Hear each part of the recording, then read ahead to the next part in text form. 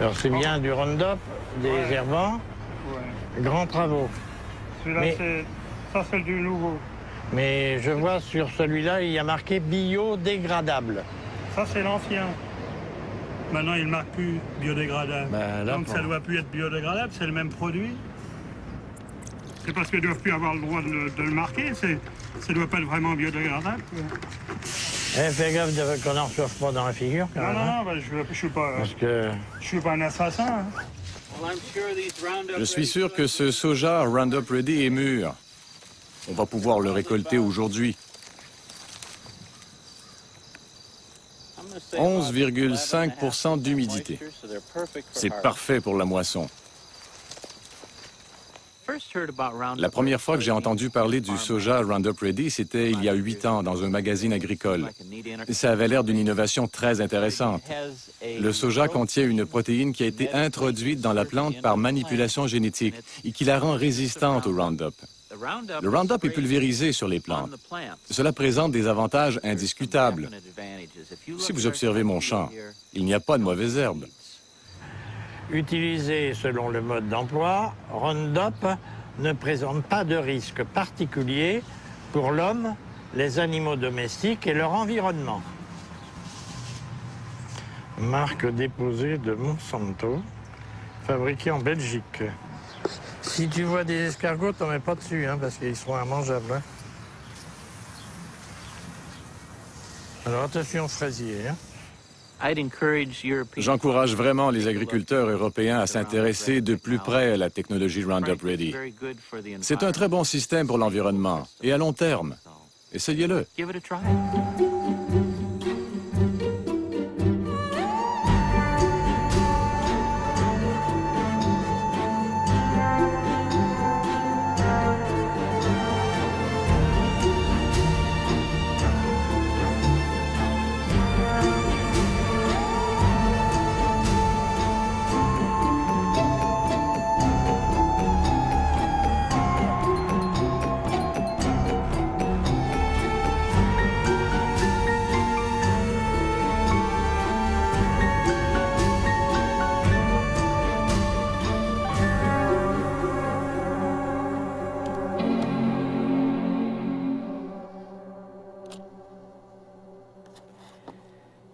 Monsanto. Ça fait 20 ans que je parcours le monde et partout j'ai entendu parler de cette multinationale américaine. À dire vrai, pas toujours en bien. J'ai voulu en savoir plus et j'ai navigué sur la toile pendant des mois en assemblant patiemment les pièces du puzzle. Sur son site internet, Monsanto se présente comme une compagnie agricole dont l'objectif est d'aider les paysans à produire des aliments plus sains tout en réduisant l'impact de l'agriculture sur l'environnement. Son produit phare, c'est le Roundup, l'herbicide le plus vendu au monde depuis 30 ans.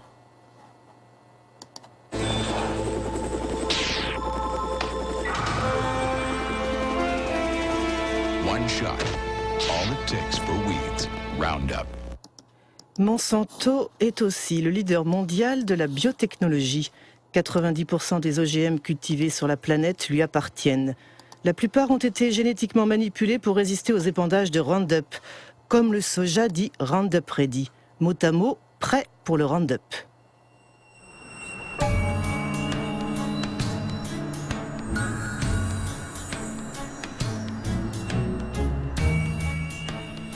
Les OGM de Monsanto ont envahi le monde, mais jamais une application agro-industrielle n'a suscité autant de passion et de polémiques. Pourquoi? Quels sont les enjeux des OGM et le passé de la firme peut-il éclairer ce qu'elle est ou prétend être aujourd'hui? Créée en 1901 à Saint-Louis dans l'État du Missouri, Monsanto ne fut pas toujours une compagnie agricole. Ce fut d'abord l'une des plus grandes compagnies chimiques du XXe siècle. Chemistry is working for you, and very likely Monsanto is working for you. Monsanto, where creative chemistry works wonders for you. Les merveilles vantées par la publicité ont fait de Monsanto l'une des entreprises les plus controversées de l'ère industrielle. Agent orange, aspartame, hormones de croissance. PCB. Les PCB. Ces huiles chimiques, utilisées comme isolants dans les transformateurs électriques, furent le fleuron de la firme pendant près de 50 ans. Elles s'appelaient Arochlor aux États-Unis, Pyralène en France ou Kloppen en Allemagne, jusqu'à leur interdiction au début des années 1980. Monsanto PCB.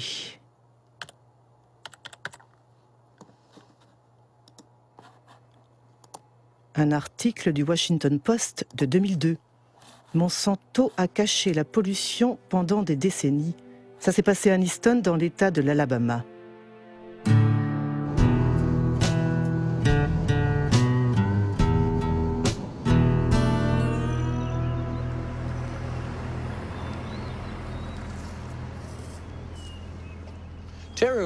Terry était mon petit frère.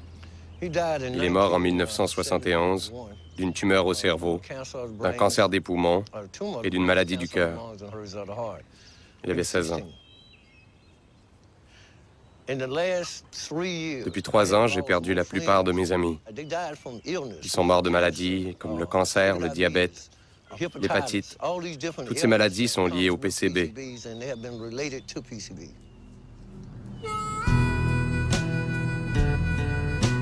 C'est la route de Monsanto.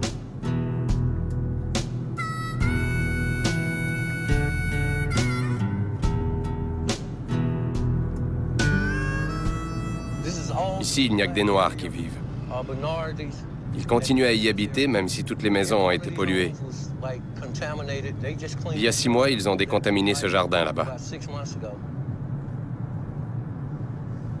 Avant, ici, il y avait des maisons, des gens qui y habitaient. Mais maintenant, ils ont dû déménager. Les maisons ont été démolies.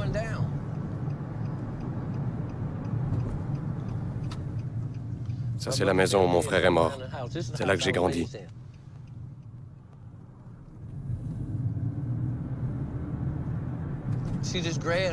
Vous voyez le talus là-bas? C'est là que les PCB sont enterrés. Monsanto a eu l'autorisation d'enterrer les PCB à Aniston. C'est le canal de Snow Creek qui coule sur du ciment. Il partait de l'usine et déversait les PCB jusqu'ici. C'était de l'eau empoisonnée et ils ne l'ont dit à personne, sauf à l'État qui ne nous a rien dit.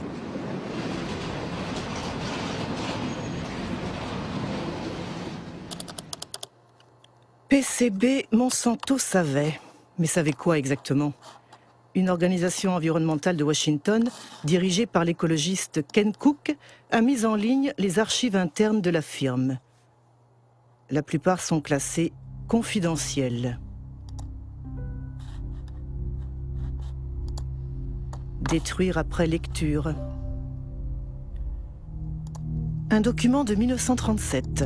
L'exposition au PCB provoque des effets toxiques sur tout l'organisme et des éruptions cutanées de type acné. 1961. Après la rupture d'un tuyau dans une usine utilisant des PCB, 2 ouvriers ont développé les symptômes d'une hépatite. 1966. Des scientifiques ont plongé des poissons dans l'eau du canal de Snow Creek. Tous sont morts au bout de 3 minutes et demie. Pollution. Lettre adressée aux responsables de vente en 1970. Ce document résume toute l'histoire. On peut y lire « Nous ne pouvons pas nous permettre de perdre $1 de vente ». Ils ont caché le fait qu'ils empoisonnaient leurs voisins d'Aniston parce qu'ils ne voulaient pas perdre $1.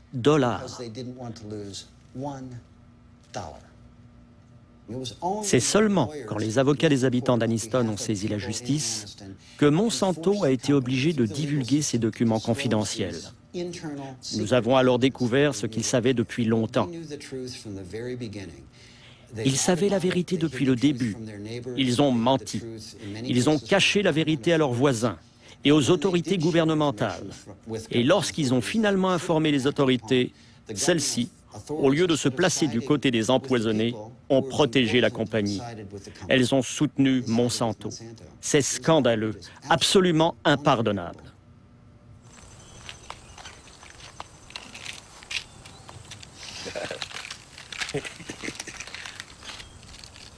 C'est tous tes médicaments? Non, ce n'est pas tout. J'en ai d'autres, là. C'est quoi ton taux de PCB? 63,8 dans le sang. Dans le sang. Si on faisait une biopsie de sa graisse, il serait en haut de l'échelle avec 3 ou 4 000 parts par milliard, ou plus. Quel est le niveau acceptable? C'est 2 parts par milliard. C'est le standard mondial. Mais nous en avons plus dans le sang et dans le corps que nulle part ailleurs dans le monde. Ici, c'est normal de parler de son taux de PCB? Nous en parlons tous ici parce que c'est notre quotidien.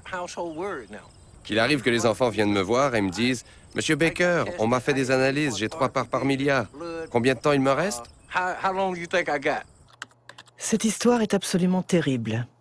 Mais qu'en pensent les scientifiques? Sur la toile, on trouve de nombreux articles concernant les effets des PCB sur la santé humaine. L'un des meilleurs spécialistes s'appelle David Carpenter. C'est lui qui a réalisé les tests pour les habitants d'Anniston. Nous avons tous des PCB dans nos corps. Les ours polaires et les pingouins ont des PCB. Par le passé, il n'y avait que quelques sites où l'on se débarrassait des PCB. Mais avec le temps, ils ont contaminé l'air et l'eau. Maintenant, toute la planète est contaminée par les PCB. Les PCB causent beaucoup de maladies. La plus connue est le cancer.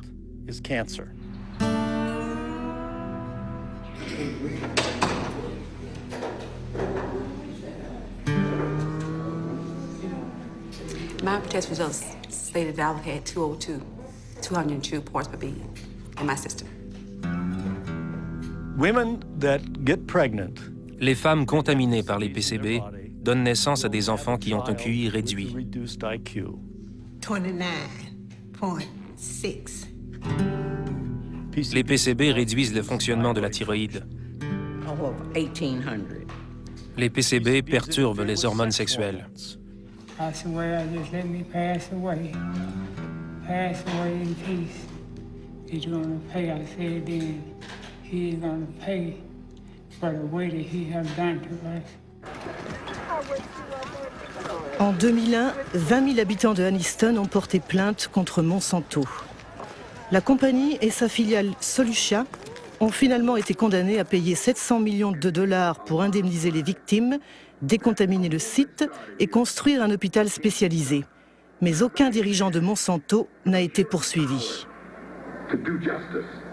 Dans le système juridique américain, il est très rare que des cadres ou des dirigeants d'entreprise soient considérés comme pénalement responsables. En revanche, on a la possibilité d'attaquer les entreprises au civil. On les fait payer.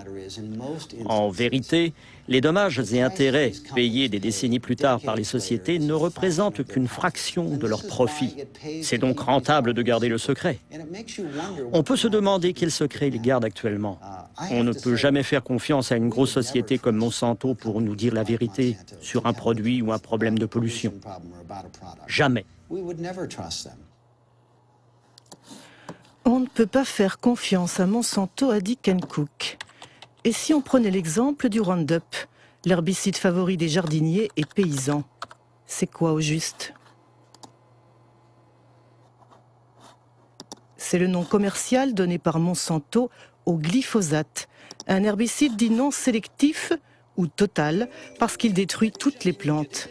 Mis sur le marché en 1974, il a connu un succès fulgurant parce que Monsanto a toujours affirmé qu'il était biodégradable et bon pour l'environnement. Voici Roundup, le premier désherbant biodégradable. Il détruit les mauvaises herbes de l'intérieur jusqu'aux racines et ne pollue ni la terre ni l'os de Rex. Roundup, le désherbant qui donne envie de désherber. Roundup biodégradable. Ken Cook a raison. La firme a été condamnée 2 fois pour publicité mensongère. La première, c'était à New York en 1996. Et la deuxième, en France, l'année dernière. Les juges ont considéré que les mentions biodégradables, laissent le sol propre et respectent l'environnement, étaient des messages publicitaires trompeurs. D'autant plus que selon les études effectuées par le groupe Monsanto lui-même, un niveau de dégradation biologique de 2% seulement peut être obtenu après 28 jours. Voilà pourquoi la mention biodégradable a récemment disparu des bidons. Mais ce n'est pas tout. De nombreuses études scientifiques montrent que le Roundup est hautement toxique. Un exemple ? Le Roundup provoque des dysfonctionnements de la division cellulaire. Une étude du professeur Robert Bellet.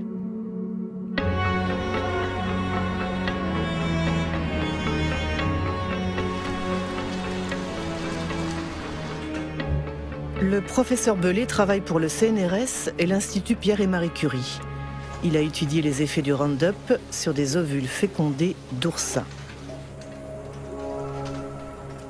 La très grosse surprise a été que le Roundup a un effet sur la division des cellules.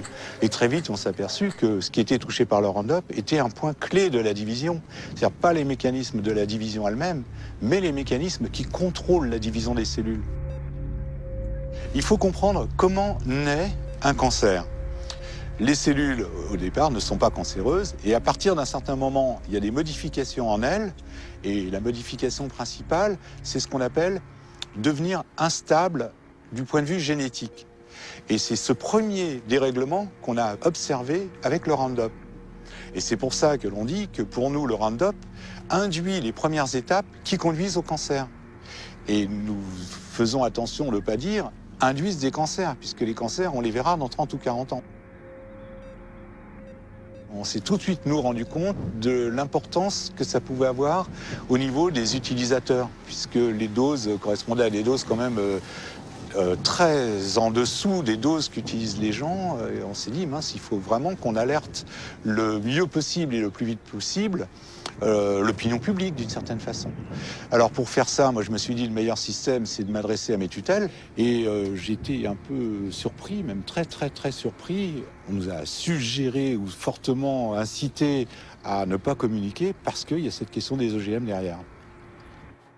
Cette histoire est incroyable. On a caché la toxicité du Roundup pour protéger le développement des OGM. Reprenons l'histoire des OGM à son début. D'après le site internet de Monsanto, le soja Roundup Ready fut la première culture transgénique autorisée aux États-Unis en 1996.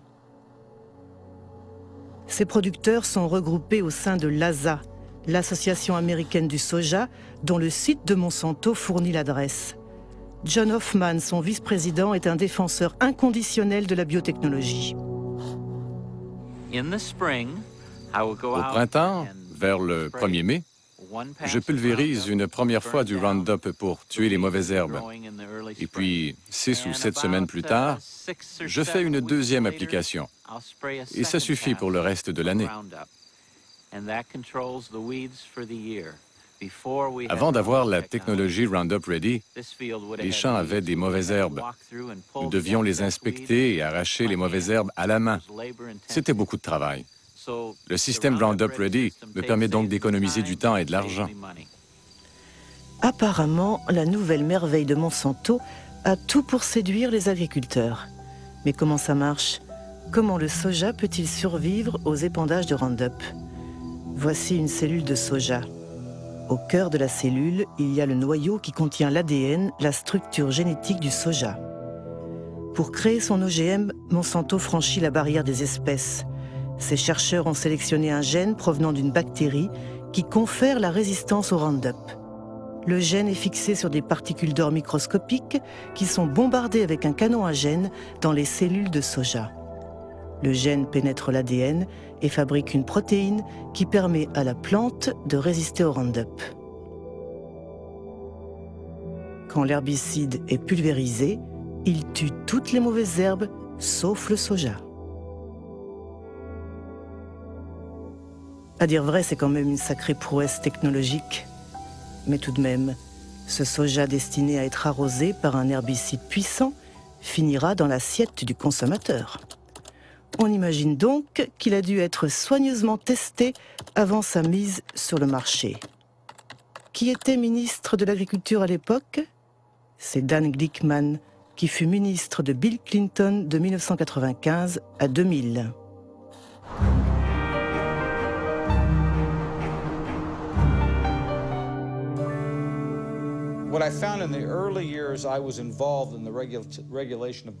Au début de mon mandat, il y avait un consensus dans l'agroalimentaire et au sein du gouvernement des États-Unis. Si on ne marchait pas tête baissée en faveur du développement rapide de la biotechnologie et des cultures OGM, alors on était considéré comme anti-science et anti-progrès.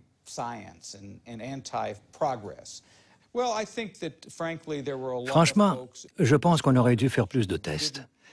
Mais les entreprises agro-industrielles ne voulaient pas parce qu'elles avaient fait d'énormes investissements pour développer ces produits. Et en tant que responsable du service qui réglementait l'agriculture, j'ai subi beaucoup de pression pour, disons, ne pas être trop exigeant.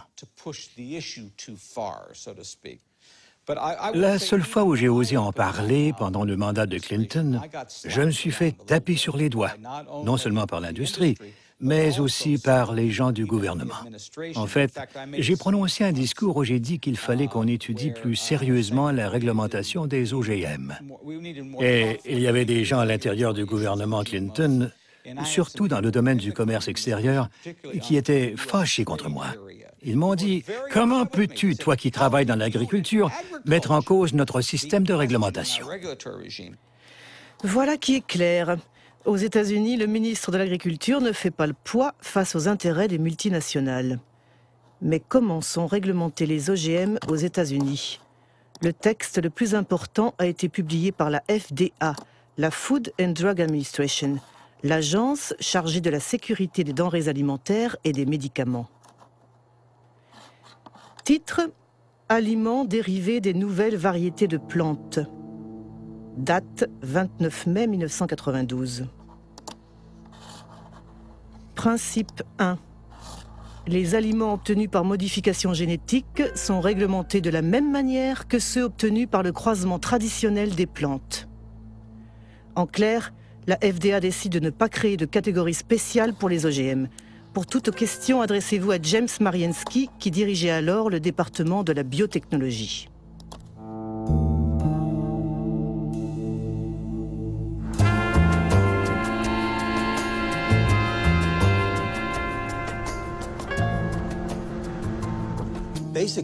En gros, le gouvernement a pris la décision de ne pas créer de nouvelles lois. Il pensait que les lois existantes pouvaient s'appliquer aux nouvelles technologies.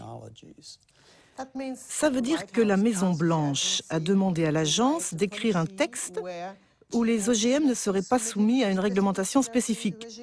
Mais ce n'était pas basé sur des données scientifiques, c'était une décision politique. Oui, c'était une décision politique qui touchait beaucoup de domaines, pas seulement la nourriture. Elle s'appliquait à tous les produits de la biotechnologie. Quel aveu incroyable! James Mariensky reconnaît que la réglementation des OGM fut basée sur une décision politique et pas scientifique. Mais comment cette décision fut-elle argumentée? Principe 2. Les composants des aliments provenant d'une plante génétiquement modifiée seront les mêmes ou similaires en substance à ceux que l'on trouve communément dans les aliments. Autrement dit, la FDA considère a priori qu'une plante modifiée génétiquement est similaire à une plante conventionnelle. C'est ce qu'on appelle le principe d'équivalence en substance, qui a été repris partout dans le monde. Il est au cœur du débat qui oppose les anti-OGM aux pro-OGM. Comment la FDA a-t-elle pu décider qu'une plante OGM était similaire à une plante conventionnelle? Nous savons que les gènes qui sont introduits dans les plantes par la biotechnologie produisent des protéines très semblables à celles que nous avons consommées pendant des siècles. Ça, c'est la version officielle de la FDA. Elle est battue en brèche par Jeffrey Smith, auteur de plusieurs ouvrages sur les OGM. Michael Hansen, expert scientifique auprès de l'Union des consommateurs. L'essayiste Jeremy Rifkin, qui fut le premier à dénoncer le principe d'équivalence en substance. Si les OGM sont si bien implantés aujourd'hui, c'est à cause d'une tromperie de la FDA. Ils disent que ces aliments ne sont pas différents. Ils emploient l'expression équivalence en substance, ou pas considérablement différent, ce qu'ils traduisent par généralement reconnu comme sûr, GRAS en anglais. Normalement, pour que quelque chose soit considéré comme GRAS, il faut que cela s'appuie sur de nombreuses études et qu'il y ait un large consensus au sein de la communauté scientifique. Avec les OGM, il n'y a eu ni l'un ni l'autre. La FDA disait, si on introduit un gène dans une plante, ce gène est de l'ADN. Comme nous consommons de l'ADN depuis longtemps, nous pouvons donc conclure que cette plante est GRAS. Notre point de vue, c'était que les gènes devaient être considérés comme des additifs alimentaires. Actuellement, quand on veut ajouter dans un aliment une goutte microscopique d'un nouveau colorant, d'un conservateur ou d'un produit chimique, c'est considéré comme un additif alimentaire. Et donc, on doit faire toutes sortes de tests pour prouver qu'il y a une certitude raisonnable qu'il ne soit pas nuisible. En revanche, lorsqu'on manipule génétiquement une plante, ce qui peut engendrer d'innombrables différences dans l'aliment, on ne demande rien. À l'époque, à Washington, si vous fréquentiez les mêmes bars que les lobbyistes, vous les entendiez rire de tout ça. Tout le monde savait que c'était n'importe quoi, ce principe d'équivalence en substance. C'était simplement une façon pour ces sociétés, et surtout Monsanto, de mettre rapidement leurs produits sur le marché, avec le moins d'interférences gouvernementales possible. Et je dois dire qu'ils ont très bien su défendre leurs intérêts. Je me souviens de réunions où les scientifiques de Monsanto ont rencontré les scientifiques de la FDA. Ils parlaient des modifications que leurs travaux provoquaient, tout en demandant à la FDA comment allez-vous réglementer ces produits. Je n'ai jamais vu une société qui ait une influence aussi déterminante et à un niveau aussi élevé sur les autorités gouvernementales en charge de la réglementation que Monsanto avec ses OGM. Il existe une archive exceptionnelle où l'on voit George Bush, père, en visite dans les laboratoires de Monsanto. C'était 9 ans avant la mise sur le marché du soja Roundup Ready. What I'd like to do today is show you some of the steps we go through when we're moving genes from one organism into another. And you'll actually be doing the very little manipulations we do in the laboratory, where we take DNA, cut it apart, mix different pieces together, and then rejoin them, splice them back together. This tube contains DNA that was made from a bacterium. DNA would look the same whether it was from a plant. What are we saying here? Oh, I see. And this will lead you to do what? To have a stronger plant or a plant that's resists herbicide? In this case, it resists the herbicide. I see. We have a fabulous herbicide. This is a chemical that will... Au moment où George Bush effectue sa visite au siège de Monsanto, il est le vice-président de Ronald Reagan. Le mot d'ordre de l'administration républicaine, c'est la déréglementation.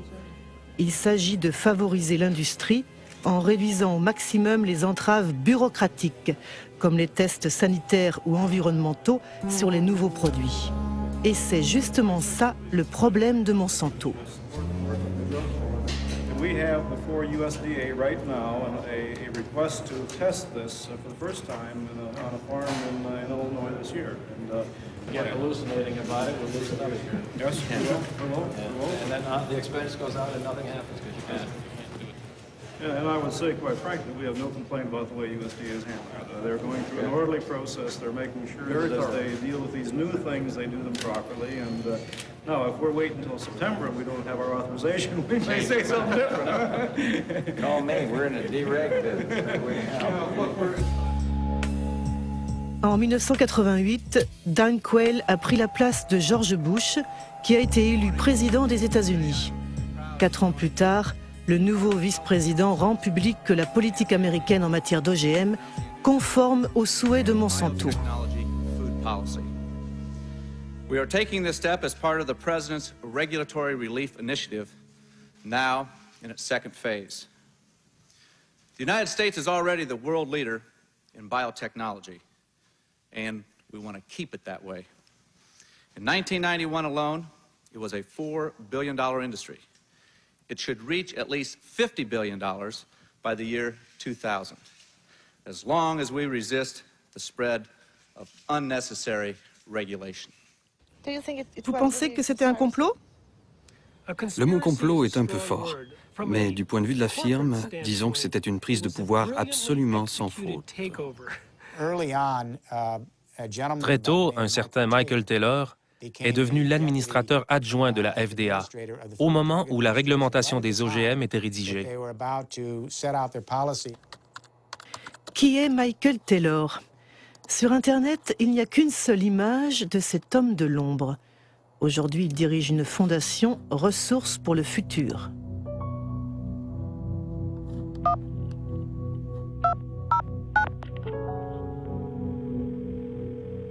Hello, Marie-Monique speaking. Hello, it's Mike Taylor. My questions are about your role. I mean, when you were working at the FDA, before being hired by the FDA, you worked as an attorney for Monsanto during 7 years, didn't you? Well, I was a partner in a law firm of which Monsanto was a client, and I worked on some Monsanto matters, yes. And apparently, if I understood well what I read, the FDA created a new position for you, Deputy Commissioner for Policy? Well, because there was a special need at that time at the FDA because of the new GMOs? It had nothing to do with GMOs. Nothing at all to do with GMOs. I wasn't the author of these policies, but that's just false. Il est arrivé à la FDA en juillet 1991. Jusqu'à cette date, il travaillait dans le cabinet d'avocats King & Spalding. Parmi ses clients, il y avait non seulement Monsanto, mais aussi l'IFBC, le Conseil international de la biotechnologie et des aliments. Il a écrit pour l'IFBC un document présentant la manière dont le Conseil aimerait qu'on réglemente les OGM. Si vous comparez cette proposition de Michael Taylor pour l'IFBC et le texte publié par la FDA, ils sont très similaires. Si ce n'est pas lui l'auteur de la réglementation, alors quelqu'un a pris son document en le modifiant légèrement avant de le publier. À l'époque, M. Taylor était commissaire adjoint et c'est lui qui dirigeait le projet. Il était le chef, le leader de la réglementation, chargé de faire en sorte que le projet soit conduit à son terme. Monsanto a su parfaitement mener le jeu politique et légal. Ils ont joué un rôle clé dans l'autorisation de mise sur le marché de l'hormone de croissance bovine et au-delà, dans la manière dont le gouvernement américain a géré la biotechnologie. Michael Hansen vient de parler de l'hormone de croissance bovine. De quoi s'agit-il? Apparemment, c'est une hormone transgénique injectée aux vaches pour augmenter leur production laitière de 20%. Et le moins qu'on puisse dire, c'est qu'elle ne fait pas l'unanimité. L'hormone menace notre santé. Le poison mortel. Manipulation. Baptisé RBGH, hormone de croissance bovine recombinante, le produit est commercialisé par Monsanto sous le nom de Posilac depuis 1994.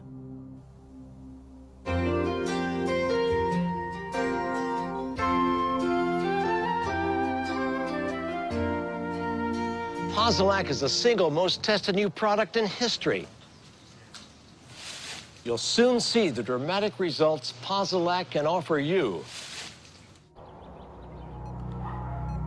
En 1985, Monsanto a déposé un dossier auprès de la FDA pour obtenir l'autorisation de mise sur le marché de Posilac. Les experts de l'agence ont analysé les essais réalisés par la firme sur des élevages expérimentaux. À la FDA, le vétérinaire en charge du dossier s'appelait Richard Burroughs. Dans une interview, il a déclaré que des officiels de l'agence ont supprimé et manipulé des données.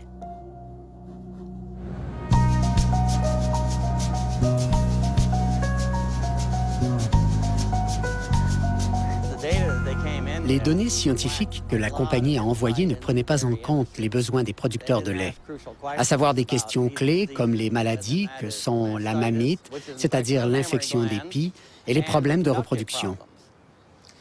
Alors quand j'ai vu que toutes ces données manquaient, j'ai dit « Hé les gars, vous devez récolter plus d'informations ». Ça les a retardés de 2 ou 3 ans.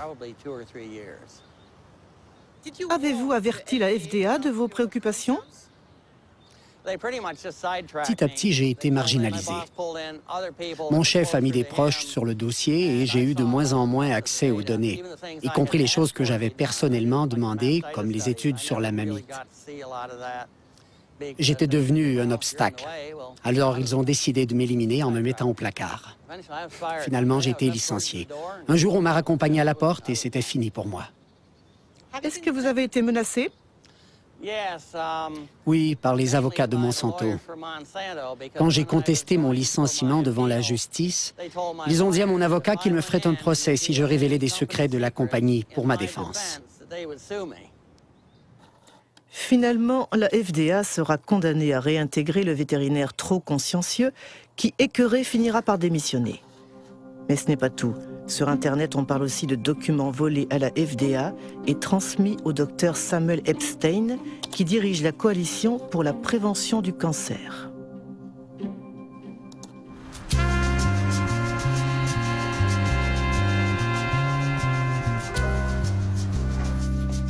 En 1990, le professeur Epstein a publié un article dans The Milkweed, un journal de référence spécialisé sur le lait que dirige le journaliste Pete Hardin.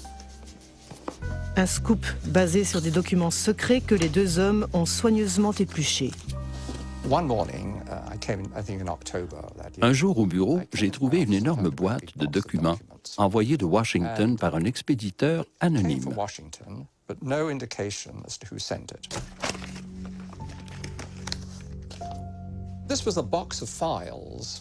Cette boîte contenait toutes les données des études vétérinaires que Monsanto avait fournies à la FDA depuis 6 ans. Un vrai bonheur. La plupart de ces documents sont des originaux, avec la mention « Informations internes et confidentielles » qui ne peuvent pas être reproduites, révélées ou envoyées à l'extérieur de la société sans autorisation. C'est exactement ce qu'un journaliste d'investigation aime rendre public.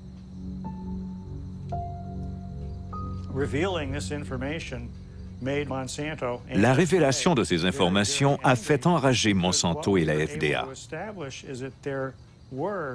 Nous avons pu prouver que les changements physiologiques observés chez les animaux piqués avec l'hormone étaient dramatiques.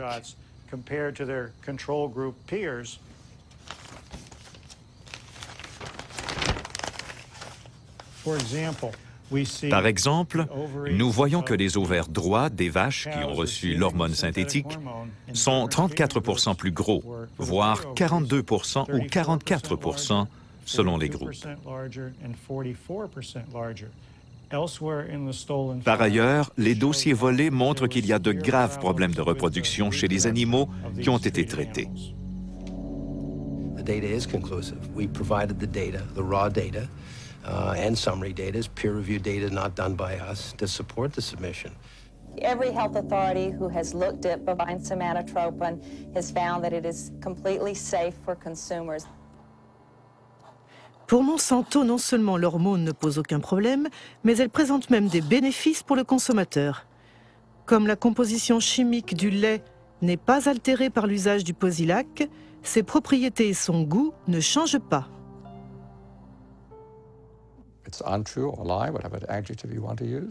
Ce n'est pas vrai, c'est un mensonge. C'est un produit très différent pour plusieurs raisons. D'abord, comme les vaches souffrent souvent de mamite, il y a du pus dans le lait.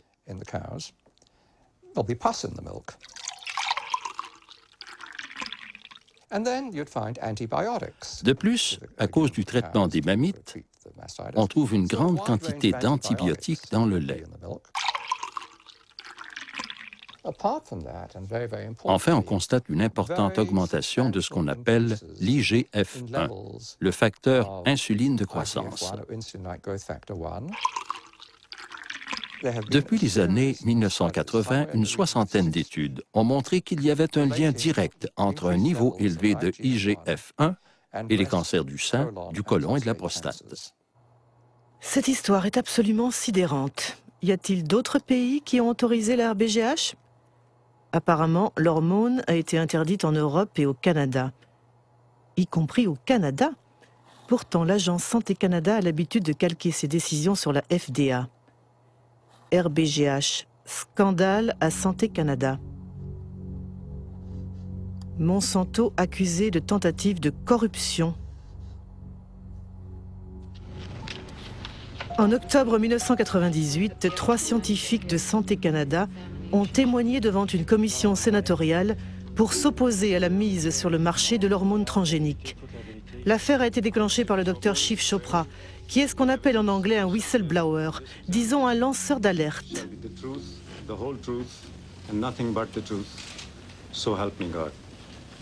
Je me demande quelle vérité je vais dire. Celle que je connais ou celle que le ministère me dit de dire. Voilà mon conflit. Je vous demande à tous les trois, est-ce que certains d'entre vous ont été approchés par Monsanto? Dr. Hayden? J'ai assisté à une réunion en 1989-90. Des représentants de Monsanto m'avaient rencontré moi-même, le Dr. Drennan, mon chef de service, et le Dr. Messier également. La compagnie nous avait offert 1 à 2 millions de dollars. Je ne sais pas ce que c'est devenu par la suite, mais je sais que mon directeur avait dit après la réunion qu'il allait faire un rapport sur cet incident à ses supérieurs. Comment a réagi Monsanto? Monsanto n'a pas nié le fait qu'ils ont proposé 2 millions de dollars lors de cette réunion. Plus tard, ils ont dit que c'était une proposition pour faire plus de recherches au Canada sur les vaches canadiennes.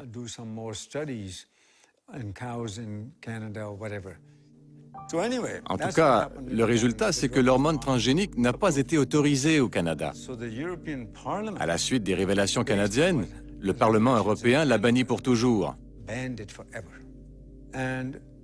Puis, tout d'un coup, Margaret Hayden, Gérard Lambert et moi, nous avons été tous les trois congédiés pour désobéissance. Vous avez été licencié? Oui, nous avons été licenciés et nous avons porté l'affaire en justice. Aux États-Unis, le Congrès avait également ouvert une enquête à la demande des opposants de l'hormone transgénique. Ceux-ci dénonçaient notamment l'interdiction d'étiqueter le lait selon sa provenance, qui empêche les consommateurs de choisir. Mais curieusement, l'enquête du Congrès n'a jamais abouti. Bovine growth hormone, BGH, is a test of consumer acceptance of genetic engineering. In the garbage. In the garbage! The cow hormone drug. L'hormone de croissance bovine représente la première application de la biotechnologie à la production d'aliments et Monsanto est une multinationale très puissante qui a beaucoup de relations au sommet de l'État. Pour le gouvernement fédéral, le développement de la biotechnologie représentait un enjeu si important qu'il a préféré ignorer ces questions, disons subalternes, que sont la santé des vaches ou des consommateurs. La raison pour laquelle la FDA a autorisé la mise sur le marché de la RBGH, c'est que beaucoup d'anciens salariés de Monsanto occupaient des postes clés à la FDA. Ils ont rejoint l'agence pour faire homologuer le produit. C'est ce qu'on appelle les portes tournantes, avec un effet de double hélice. Les portes tournantes. Oui, les portes tournantes. Il n'y a pas qu'en agriculture qu'il y a des portes tournantes. C'est dans beaucoup de secteurs. Donald Rumsfeld était le PDG de Searle, qui était une filiale de Monsanto. L'ambassadeur américain du commerce extérieur, Mickey Cantor, a fini au conseil d'administration de Monsanto. Clarence Thomas, juge à la Cour suprême, a travaillé pour Monsanto. Monsanto Revolving Doors, en français les chaises musicales, état des lieux non exhaustif en 1999. Linda Fisher passe de l'EPA, l'Agence de protection de l'environnement, à Monsanto. Michael Friedman de la FDA à Monsanto. Marcia Hale et Josh King de la Maison Blanche à Monsanto. Margaret Miller de Monsanto à la FDA. William Rackelshaus de l'EPA à Monsanto, sans oublier Michael Taylor qui a fait plusieurs fois l'aller-retour. Once your mission carried out by the FDA, you became Monsanto's vice president for public policy. Right. So there is no conflict of interest for you. No, and again, the rules are the rules, and I played within the rules. I think in terms of public acceptance, it's been one blunder after another. If you're trying to have a strategy for having the public understand and accept the new technology, having the first application of it be related to milk, which we already have more than we need, it created, it helped create a climate of suspicion. I think the idea that companies are not required in every case of a GMO to submit the product to FDA, such as is required in Europe, I think that from a public confidence, public acceptance standpoint, that's not a sufficient system. I personally have said that Congress should change the law. Congress should create a mandatory notification system that ensures that every product is looked at by FDA and that FDA makes a safety judgment about every product. Voilà ce qu'on appelle un aveu fort intéressant. Apparemment, Michael Taylor semble regretter la réglementation qu'il a signée en 1992. Qu'en pensaient les scientifiques de la FDA? Y avait-il un consensus sur la réglementation des OGM? Des documents internes montrent que l'agence a ignoré les inquiétudes de ses propres scientifiques. C'est signé Steven Drucker.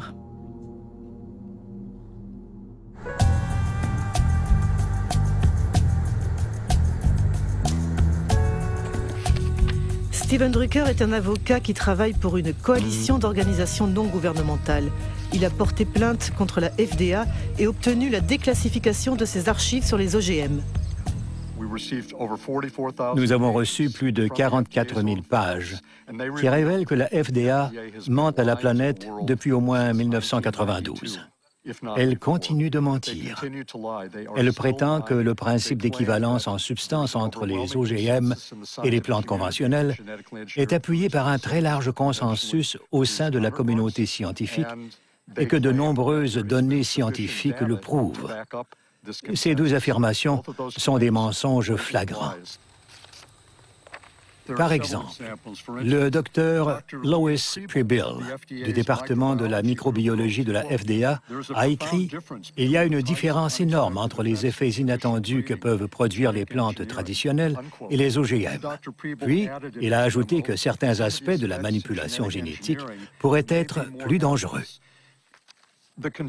L'inquiétude exprimée par les experts de la FDA était si importante que le docteur Linda Call de la FDA, qui était chargé de suivre et de synthétiser leurs avis, a écrit un compte-rendu au coordinateur de la biotechnologie de la FDA, le docteur James Mariansky. Selon les documents internes de la FDA qui ont été rendus publics, il y avait beaucoup de scientifiques de la FDA qui n'étaient pas d'accord avec la réglementation proposée. Par exemple, j'ai ici un mémo que Linda Call vous a envoyé. Oui. Elle dit « Les processus de manipulation génétique et de croisement traditionnel sont différents. » Et de croisements traditionnels sont différents et selon les experts de l'agence, ils conduisent à des risques différents. C'est vrai que nous avions des opinions très divergentes au sein de l'agence. C'est ce que Linda Call résume dans son mémorandum. Mais quand nous avons fini d'écrire la réglementation, tous les scientifiques étaient d'accord. Bien sûr que la FDA s'était penchée sur l'usage de la manipulation génétique, mais elle n'avait aucune information qui indique que la technique elle-même puisse créer des produits qui soient différents en termes de qualité ou de sécurité. Avant que les scientifiques de la FDA fassent part de leurs inquiétudes, l'agence avait reçu un signal d'alerte très clair. En effet, le premier additif alimentaire manipulé génétiquement et mis sur le marché américain avait provoqué une grave épidémie. Vous souvenez-vous de ce qui s'est passé avec le L-tryptophane en 1989? Oui. C'était un acide aminé génétiquement manipulé. A priori, nous connaissons très bien les acides aminés. Il a tué des dizaines de personnes et rendu malades des centaines d'autres. Il a provoqué l'épidémie d'une maladie inconnue appelée EMS. C'est vrai. Combien de gens sont morts? Oui, oui, mais nous avons beaucoup... 37 et plus de 1000 handicapés, vous souvenez-vous? Je m'en souviens. Selon un document de la FDA, vous avez dit « Nous ne savons pas quelle est la cause de l'EMS, mais nous ne pouvons pas éliminer l'hypothèse qu'elle soit due à la manipulation génétique ». Est-ce que vous avez dit ce que j'ai lu? Oui. Incroyable. James Mariensky n'excluait pas que la manipulation génétique puisse entraîner des effets inattendus, mais il n'a pas bougé le petit doigt. Y a-t-il des scientifiques indépendants qui ont travaillé sur cette question capitale pour les consommateurs? Arpat Pusztai, un scientifique de renom, perd son travail après avoir exprimé ses inquiétudes sur les OGM. C'était en 1998.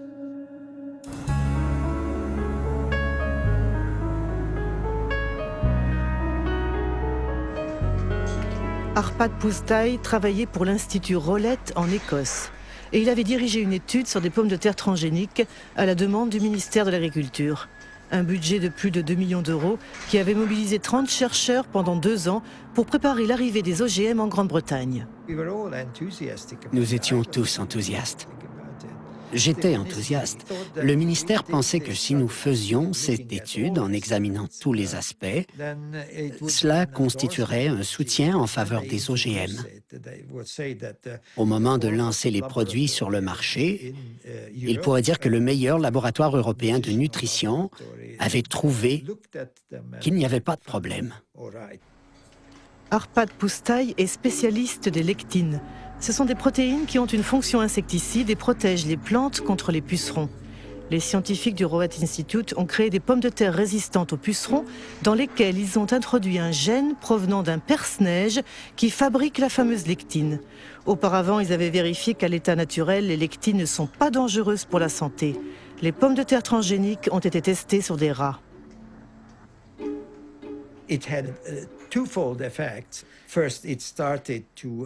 Nous avons constaté 2 effets. D'abord, une prolifération des cellules dans l'estomac, et cela n'est pas bien. Je ne dis pas que c'est cancéreux, mais cela peut faciliter le développement de tumeurs causées par des produits chimiques. De plus, le système immunitaire de l'estomac était en surchauffe. On ne sait pas si cela est bon ou mauvais, mais en tout cas, l'organisme traitait ces pommes de terre comme des corps étrangers. Nous étions convaincus que c'était la manipulation génétique qui était à l'origine du problème et pas le gène de la lectine, parce que nous l'avions testé tout seul à une concentration 800 fois plus élevée et il ne faisait pas de mal. C'était très important parce que la FDA parlait à l'époque d'une technologie neutre. Nous avons dit et publié que ce n'était pas le gène en soi qui était le problème, mais la technique d'insertion. Tandis que les premières cargaisons américaines de soja transgénique arrivent en Grande-Bretagne, Arpat Pusztai donne une interview à la BBC en accord avec sa direction. As a scientist actively working on the field, I find that it's very, very unfair to use our fellow citizens as guinea pigs. Je crois qu'ils ne me pardonneront jamais d'avoir dit cela. Monsanto a tout de suite compris l'importance de nos résultats. Ils étaient déjà au courant avant la diffusion de l'interview, parce que l'Institut de la recherche agricole d'Écosse recevait beaucoup d'argent de Monsanto. Donc, ils ont très vite compris la portée de notre étude. Le lendemain de la diffusion de l'interview, Arpad Pusztai est licencié et toute son équipe de recherche dissoute. Histologue réputé, le professeur Stanley Yuen avait été chargé d'étudier l'impact des pommes de terre transgéniques sur les organes des rats. Depuis cette affaire, il n'a plus aucune illusion sur l'indépendance de la science. J'étais extrêmement en colère et très perturbé. C'était comme si le sol se dérobait sous mes pieds. Qu'est-ce qui se passe? Ils ont aussi discrédité Stanley. Ce ne fut pas seulement Arpad et moi. Stanley a été mis à la retraite d'office et à l'université, il a été discrédité. C'est vrai? Oui, oui. C'était vraiment très dur. Lundi, notre travail était formidable. Mardi, c'était bon pour la poubelle. J'avais une petite idée de ce qui avait bien pu se passer, mais j'en ai eu la confirmation il y a à peu près 8 ans. J'étais à un dîner dansant et à la table, à côté de moi, il y avait quelqu'un de l'Institut Rowett du nom de Data Roy. À un moment, je lui ai dit « C'est horrible ce qui est arrivé à Arpad, n'est-ce pas? » Il a répondu « Oui, mais ne savez-vous pas que Downing Street a appelé le directeur 2 fois? » Là, j'ai compris qu'il y avait eu quelque chose de supranational dans cette affaire. Le bureau de Tony Blair avait subi des pressions pour arrêter ce travail parce que les Américains trouvaient que ça portait préjudice à leur industrie de la biotechnologie.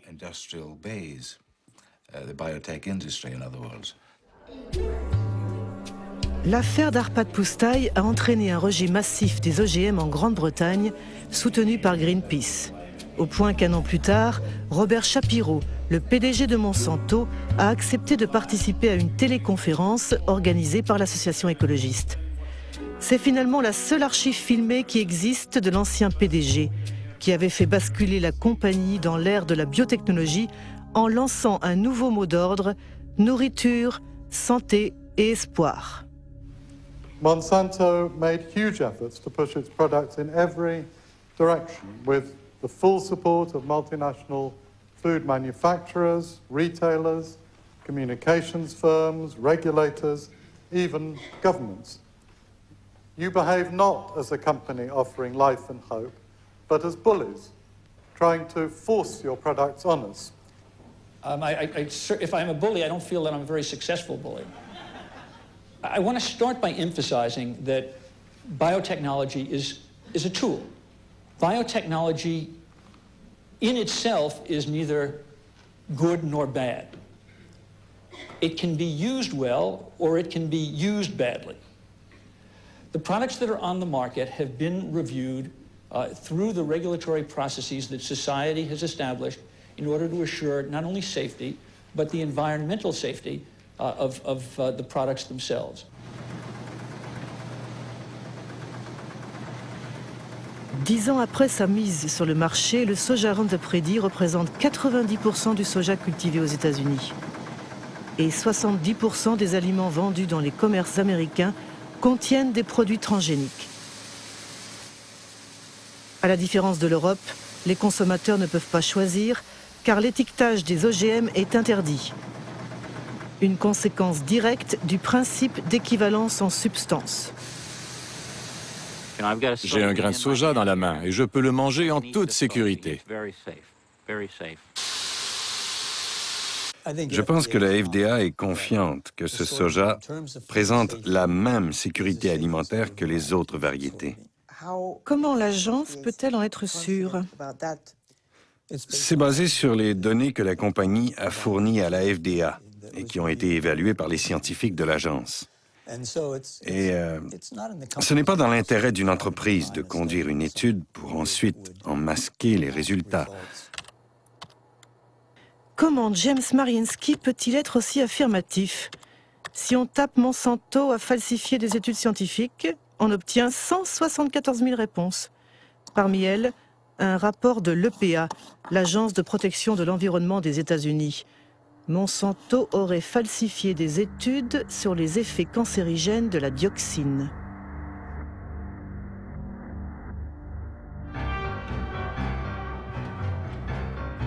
L'histoire commence à Nitro, dans une usine de Monsanto qui fabrique un herbicide puissant appelé 2,4,5-T.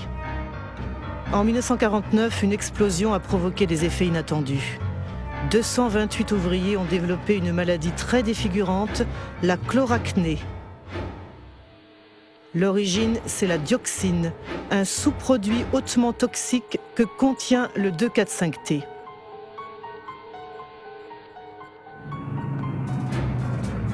Le 2,4,5-T était le composant principal de l'agent orange, le défoliant utilisé par l'armée américaine pendant la guerre du Vietnam. Dans les années 1960, 40 millions de litres d'agent orange ont été déversés dans le sud du pays, soit 400 kilos de dioxine pure. 3 millions de personnes ont été contaminées, dont des milliers de soldats américains.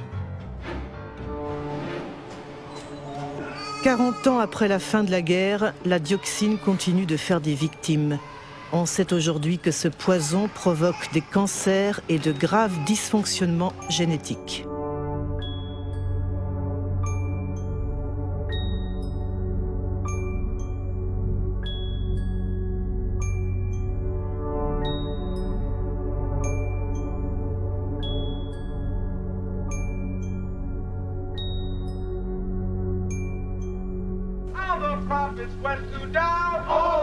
En 1978, alors que les vétérans américains portaient plainte contre les fabricants de l'agent orange pour obtenir des réparations, Monsanto a sponsorisé des études sur les effets à long terme de la dioxine.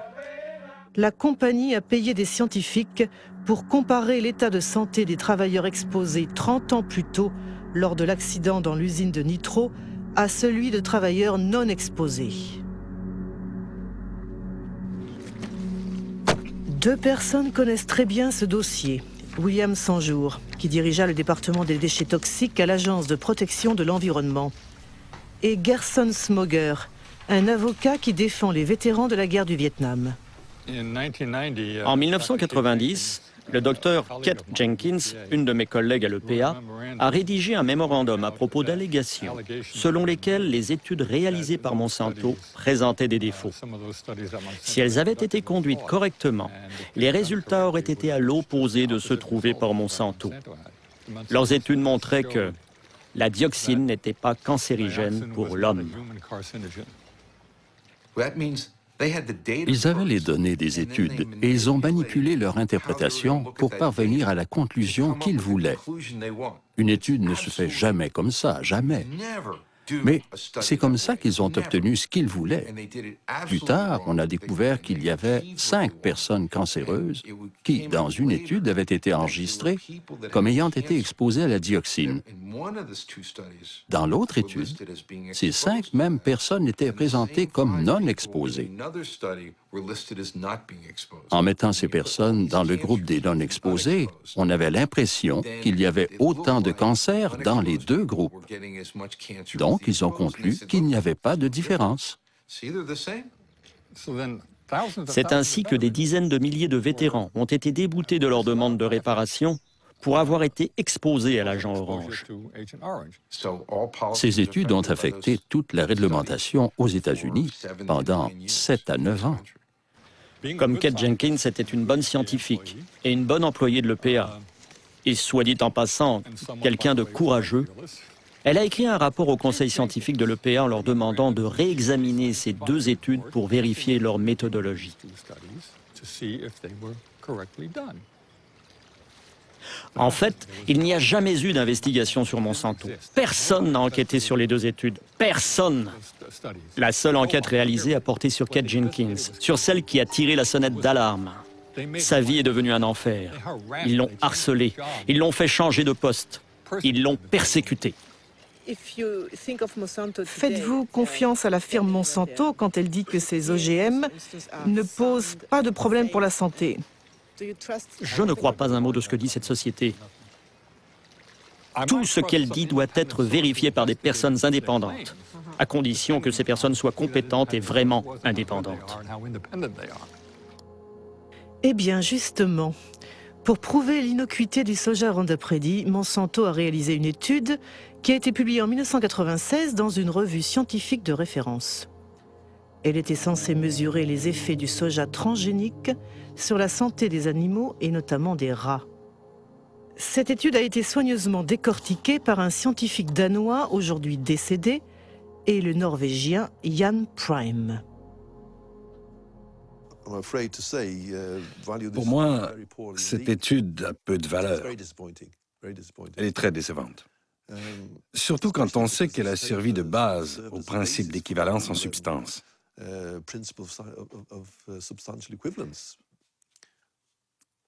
Il y a des choses surprenantes.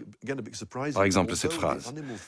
Les études sur l'alimentation des animaux fournissent une assurance partielle qu'il n'y a pas de changement majeur. Comment ça partiel? Ça ne suffit pas. Je veux 100% d'assurance. Par exemple, à la page 723, on peut lire « À part leur aspect plus marron, les foies avaient l'air normal lors de l'autopsie. » Comment peut-on dire cela sans regarder à l'intérieur du foie, ni faire des coupes avec un microscope pour voir s'il n'y a pas de différence?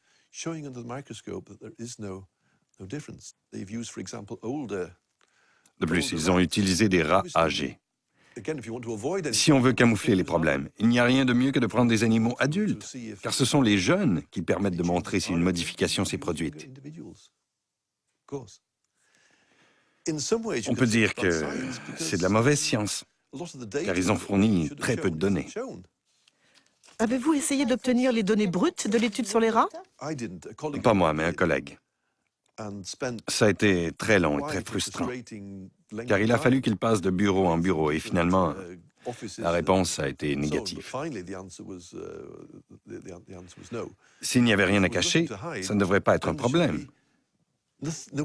Les données devraient être à la disposition de tout le monde pour que l'on puisse travailler dessus. Mais quand on voit qu'ils dissimulent les données, on devient suspicieux, car on se demande pourquoi ils les cachent comme ça.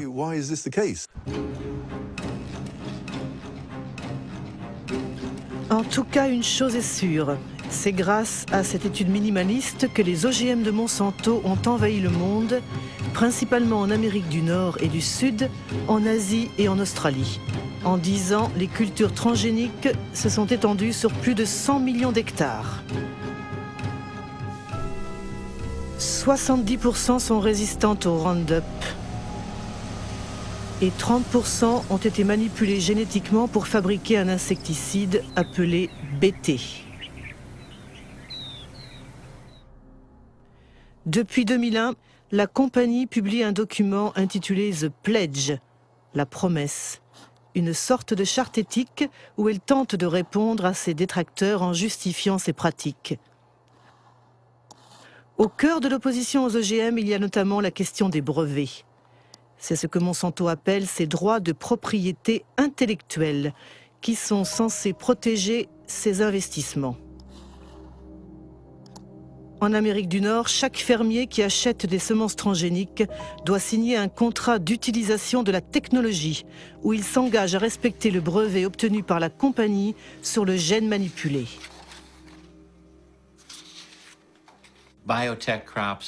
Les OGM sont protégés par la loi américaine sur les brevets. C'est pourquoi je n'ai pas le droit de garder des graines pour les replanter l'année suivante. C'est une protection pour Monsanto et les sociétés de la biotechnologie, parce qu'elles ont investi des millions et des millions de dollars pour créer cette nouvelle technologie. Mais comment la firme Monsanto peut-elle savoir que quelqu'un a ressemé ses graines ?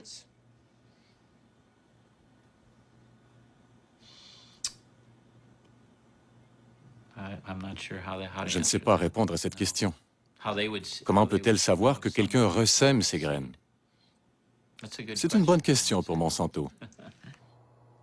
La question est tellement délicate que Monsanto préfère l'ignorer en faisant de belles promesses. Dans les cas où les variétés qui nous appartiennent apparaîtraient de manière non intentionnelle dans les champs d'un fermier, Nous nous engageons à trouver une solution qui satisfasse aussi bien le fermier que Monsanto.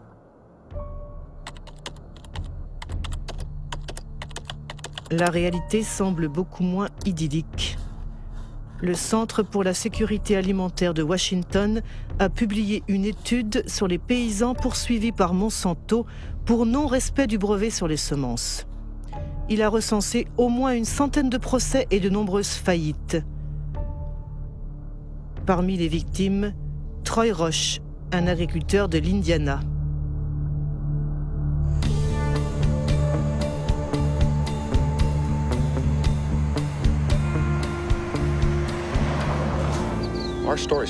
Notre histoire a commencé en 1999. Un gentleman, et ce terme n'est pas très approprié, s'est présenté sur l'exploitation de mes parents. Il disait être un détective privé engagé par Monsanto. Il faisait une enquête sur les agriculteurs suspectés d'avoir gardé une partie de leurs semences. Il nous a demandé directement si c'était notre cas.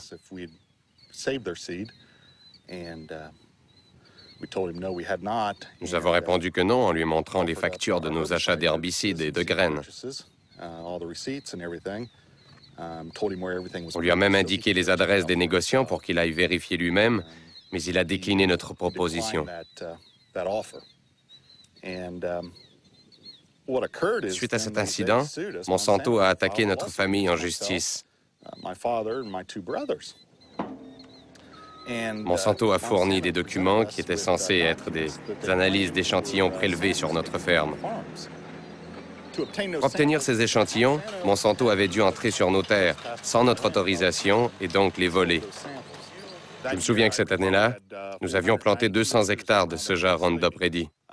C'était un contrat que nous avions avec un semencier pour multiplier des semences. Le contrat était très précis puisqu'il indiquait les champs dans lesquels nous allions semer. C'était facile à vérifier et tout le monde le savait. Pourquoi avez-vous négocié un arrangement à l'amiable avec Monsanto? Au bout de 2 ans et demi, la famille était totalement détruite à cause du stress. Leur action menaçait le travail de 5 générations. Si Monsanto avait gagné, nous aurions tout perdu, parce qu'ils auraient tout pris. Tout. Good morning. Morning, sir. How are you this morning, Troy? I'm well. How are you, David? Still surviving? Good. Troy Roche et David Runyon exploitent du soja conventionnel. Tous les deux ont été victimes de ce qu'on appelle aux États-Unis la police des gènes. Créée par Monsanto pour imposer sa loi dans les champs, la police des gènes sème la terreur dans les campagnes américaines où l'on dénonce les méthodes totalitaires d'un monde dominé par les OGM. Troy, j'ai des photos que j'aimerais que tu regardes. Voici ce que j'ai fait pour les empêcher de revenir sur mes terres.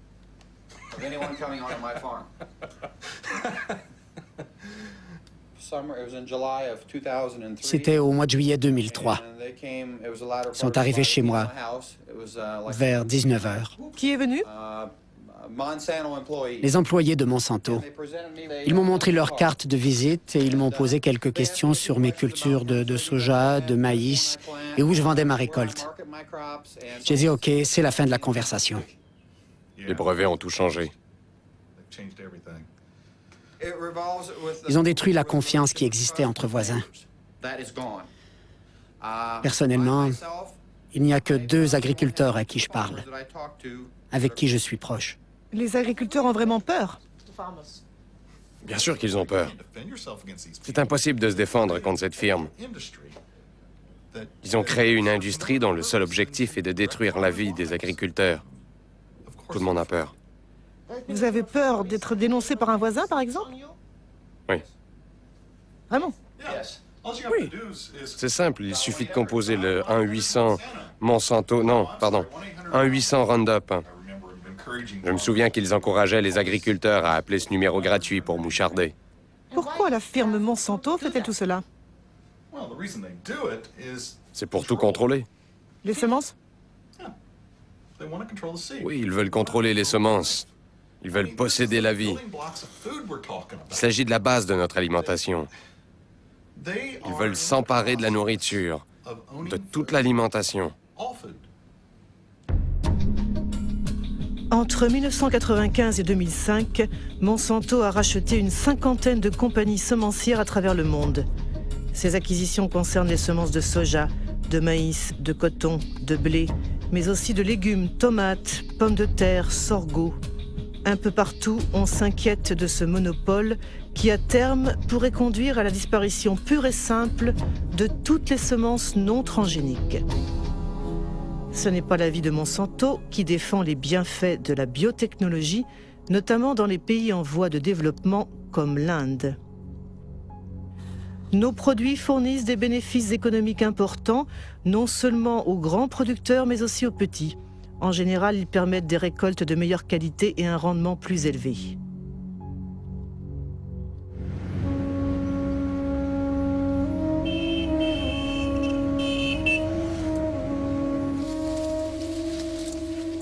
L'Inde est le troisième producteur mondial de coton. En 1999, Monsanto a racheté Maïko, la première compagnie semencière du pays. 2 ans plus tard, le gouvernement indien autorisait les cultures BT, appelées Bollgard, qui ont été manipulées pour fabriquer un insecticide censé repousser les attaques du ver américain, un parasite du coton.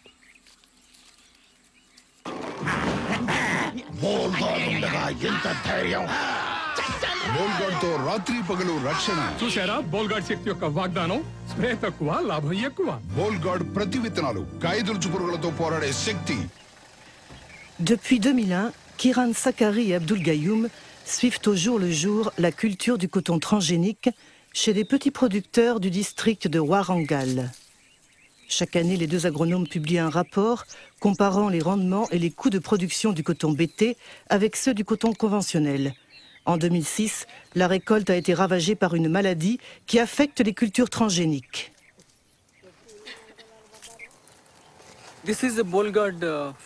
Les plants de ce champ de coton Bollgard sont infectés par ce qu'on appelle la rhizoctonia.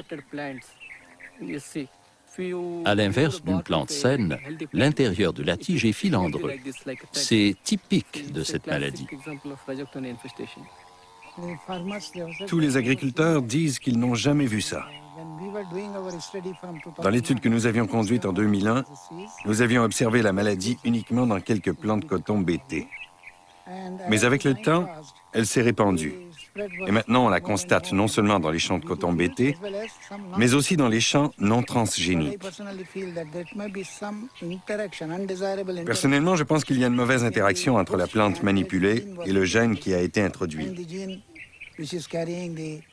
Cela a provoqué une faiblesse dans la plante qui ne résiste plus à la rhizoctonia. Sur le site Internet de Maïko Monsanto, j'ai lu que le coton BT est censé réduire de 78% la consommation de pesticides et d'augmenter le rendement de 30%. Mais c'est un bide total. Invariablement, au bout de 70 à 90 jours, il faut traiter les plantes contre le ver américain, même sur le coton BT. Mais comment expliquez-vous qu'autant de paysans aient acheté des semences BT? Pour les paysans, l'offre est très réduite. Lors de la dernière saison, il était très difficile de trouver des semences non BT sur le marché.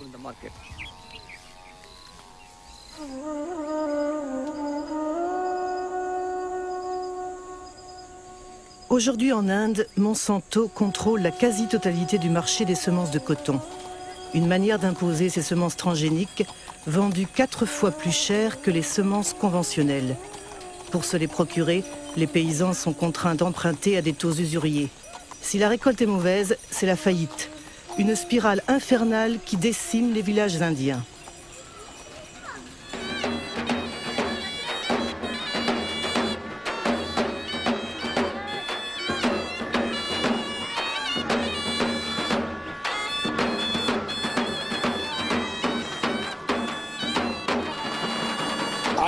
जी आपल्या इथं आत्महत्या झाली ती कशामुळे झाली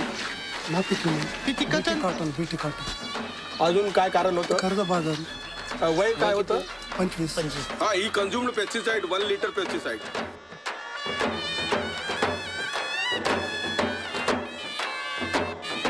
पहिलं सुसाईड आहे का नाही जगात किती झाली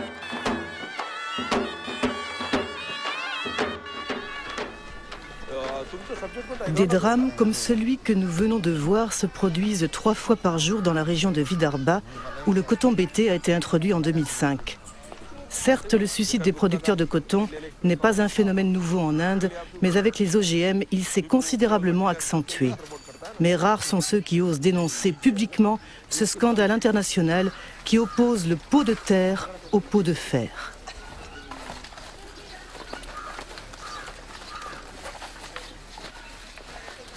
Voici les zones de Vidarbha où on cultive du riz.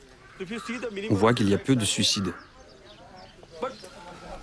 Et ici, c'est la zone où on cultive le coton. Le résultat du coton BT, c'est que la première année, il y a eu 600 suicides entre juin 2005 et juin 2006. La deuxième année, après seulement 6 mois, nous sommes déjà à 680 suicides. C'est un désastre. Oui, c'est un désastre complet. Le problème, c'est que les OGM rendent les paysans complètement dépendants des forces du marché. Non seulement ils doivent payer leurs semences plus chères, mais ils doivent acheter des engrais. De plus, la consommation d'insecticides n'est pas réduite. C'est un mensonge. Monsanto dit que les OGM sont adaptés aux petits paysans. Qu'en pensez-vous? Notre expérience prouve que c'est complètement faux. C'est un mensonge.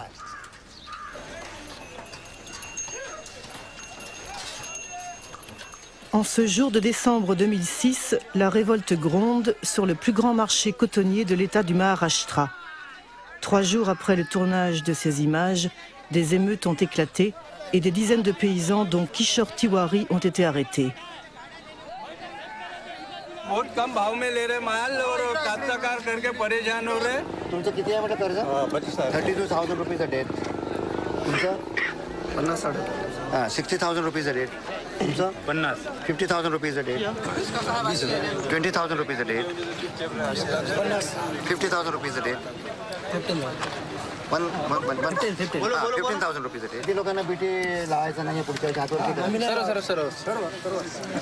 They don't want to go for the BT.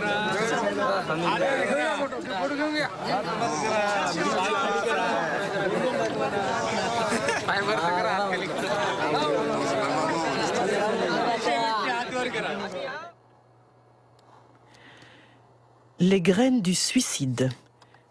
C'est le titre d'un livre rédigé par Vandana Shiva. Cette physicienne, lauréate du prix Nobel alternatif, dirige une fondation économique et un réseau de semences fermières baptisé Navdiana.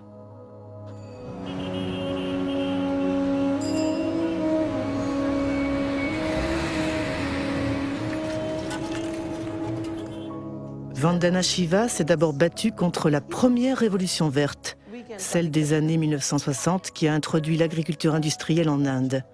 Aujourd'hui, elle dénonce ce qu'elle appelle la seconde révolution verte, celle des OGM de Monsanto protégés par des brevets. La différence entre les deux, c'est que la première révolution verte était dirigée par le secteur public. Les agences gouvernementales contrôlaient la recherche. La seconde révolution verte est dirigée par Monsanto.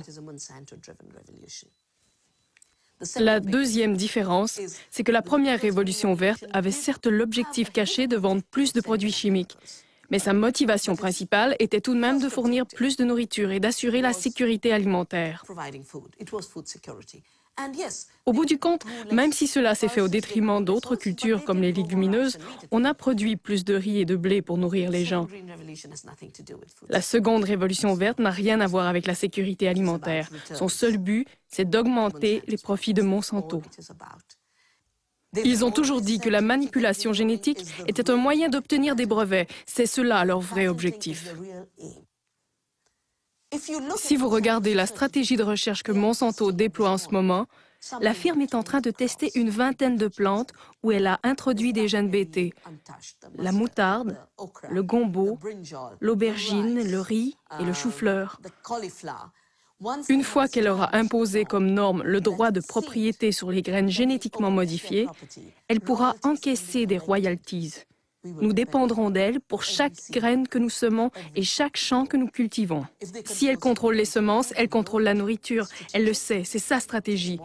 C'est plus puissant que les bombes, c'est plus puissant que les armes. C'est le meilleur moyen de contrôler les populations du monde.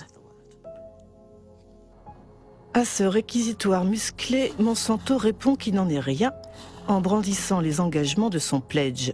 Intégrité, dialogue, transparence, partage.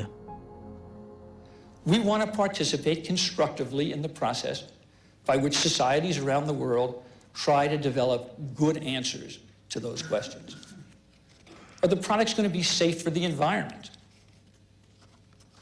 How are they going to affect biodiversity? How are they going to affect other plants and insects and birds?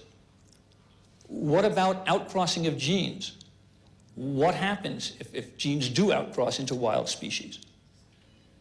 To me, that means, among other things, listening carefully and respectfully to all points of view. Avec l'air de rien, Robert Shapiro vient de parler d'un sujet très délicat qui inquiète vivement tous les opposants aux OGM, la contamination transgénique. Monsanto préfère parler de présence accidentelle faisant partie de l'ordre naturel. Apparemment, les OGM ont déjà contaminé le maïs mexicain. C'est ce que révèle une étude publiée par la revue scientifique Nature. Signée par le professeur Ignacio Chapela de l'université Berkeley, cet article a provoqué une vive polémique.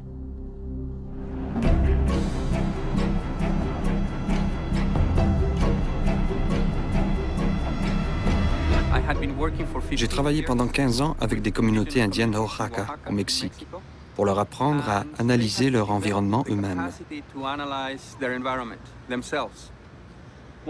L'un de mes étudiants est parti pour les entraîner à détecter les OGM. Nous avions apporté une boîte de conserve de maïs américain qui allait nous servir de contrôle positif, parce que nous savions que ce maïs était transgénique. Nous avions besoin d'un contrôle négatif, et nous nous sommes dit que pour cela, le maïs mexicain était parfait, parce que c'est le maïs le plus pur et le mieux préservé du monde. Quand nous avons analysé nos échantillons, nous avons été très surpris de découvrir que le maïs qu'on croyait sans OGM contenait déjà de l'ADN transgénique. C'était vraiment une très grande surprise de constater que les variétés traditionnelles de maïs préservées et entretenues localement depuis 10 000 ans avaient déjà été contaminées par des OGM venus des États-Unis.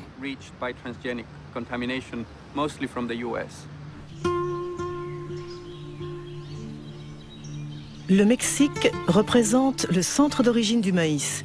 Dans la seule région de Oaxaca, dans le sud du pays, on dénombre plus de 150 variétés locales. Cette grande biodiversité est un trésor universel qui abrite le réservoir génétique du maïs, entretenu par des millions de paysans mexicains. Ce maïs, c'est pour la famille? Oui, rien que pour la famille. On fait des tortillas. Celui-là a une belle taille, alors je vais le garder comme semence pour l'année suivante. Vous n'achetez jamais de semences à l'extérieur? Non. C'est un échange? Oui, c'est le troc de l'Antiquité.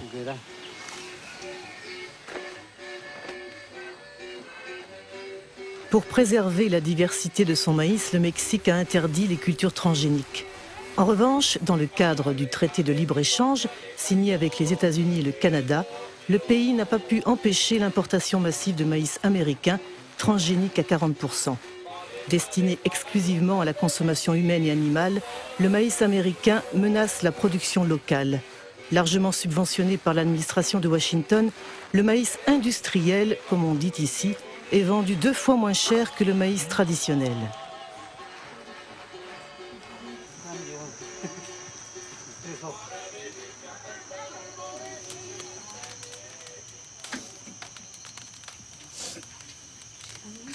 Vous faites toujours les tortillas avec du maïs local? Oui. Il est naturel et donne plus de rendement. Et puis, il est plus nourrissant, car il vient d'une terre pure.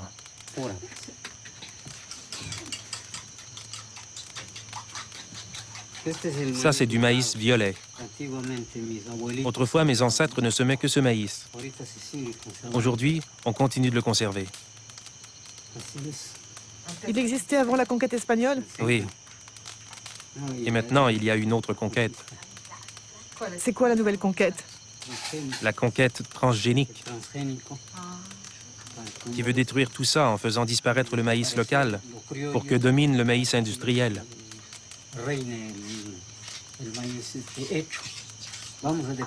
Si c'est le cas, nous dépendrons des multinationales. Nous serons obligés d'acheter les engrais et les insecticides qu'elles vendent. Car sans ça, leur maïs ne poussera pas. Alors que le maïs local marche très bien sans engrais ni herbicides. Vous voyez, il est très beau.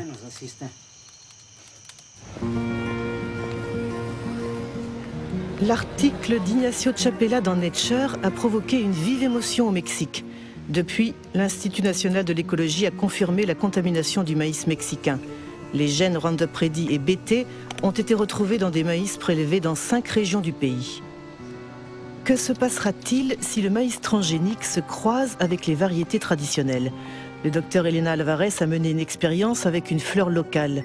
Elle a inséré le même gène dans plusieurs spécimens de la plante, puis a observé leur croissance.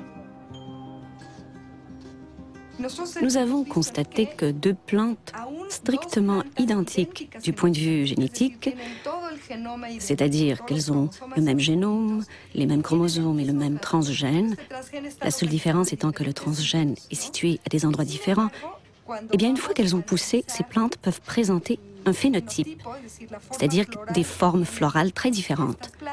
Certaines ont des fleurs qui sont identiques au modèle naturel, avec, comme ici, 4 pétales, avec 4 sépales. Mais d'autres ont des fleurs aberrantes, avec des poils anormaux ou des pétales bizarres. Et certaines sont carrément monstrueuses. La seule différence entre toutes ces plantes, c'est la localisation du transgène qui s'est inséré complètement à l'aveugle. Pourquoi est-ce préoccupant? Au Mexique, une fois que les semences transgéniques seront libérées dans l'environnement, il est fort probable que les transgènes s'insèrent dans le génome des variétés locales mexicaines. C'est un phénomène qu'on ne peut pas éviter, car les plantes de maïs se croisent naturellement par le pollen que transporte le vent. On peut donc craindre que le fond génétique du maïs traditionnel soit affecté de manière totalement incontrôlée.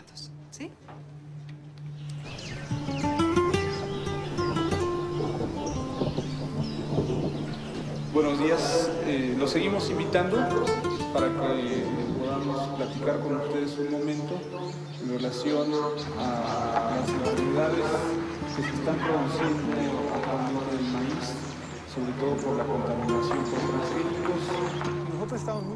Aldo Morales dirige une organisation indienne. Depuis 2 ans, il mène une campagne d'information dans les communautés de Oaxaca.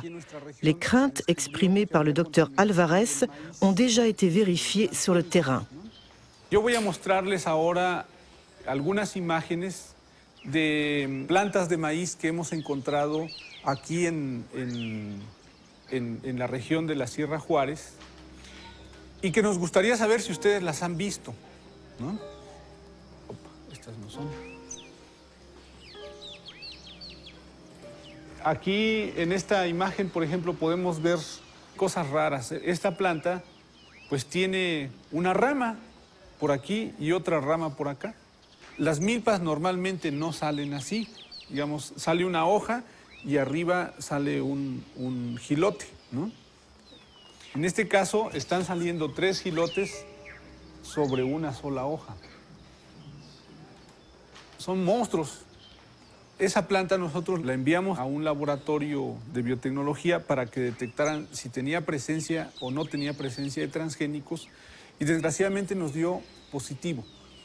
Miren, plantas como esta las hemos encontrado sobre todo en la calle, en algún jardín, porque seguramente alguien fue a comprar el maíz a la tienda y pues iba caminando y se le cayeron algunos maíces y esos maíces crecieron, ¿no? Y entonces de esa manera es como se puede producir la contaminación a las plantas nativas de maíz. Lo que yo entiendo que en el futuro, si se deja que esto se prolifere dentro de los cultivos de los campesinos, al rato nosotros vamos a tener que comprar maíz porque nuestro maíz ya no va a servir. Es preocupante. ¿Qué debemos de hacer? ¿Cómo le vamos a hacer, no? Una de las recomendaciones que nosotros estamos dando es que si nosotros vemos cosas raras en algún momento, pues le quitemos la espiga, ¿no? Porque la espiga es donde sale el polen. Entonces decimos aguas, ¿sí? Tenemos que ser más vigilantes con nuestras milpas. Pensez-vous que cela puisse être une stratégie de Monsanto, ce qu'elle ne peut pas obtenir légalement, c'est-à-dire les cultures légales d'OGM, elle l'obtient par la contamination? Oui, on finit par se demander si la contamination n'a pas été intentionnelle. Si le centre d'origine du maïs est contaminé, le reste de la planète peut suivre. La contamination profite uniquement à des multinationales comme Monsanto. Comment a réagi Monsanto à la publication de l'article d'Ignacio Chapela sur la contamination mexicaine? Les coups tordus de Monsanto et le licenciement du professeur de Berkeley. C'est signé Jonathan Matthews qui dirige GM Watch, un service d'information sur les OGM basé dans le sud de l'Angleterre.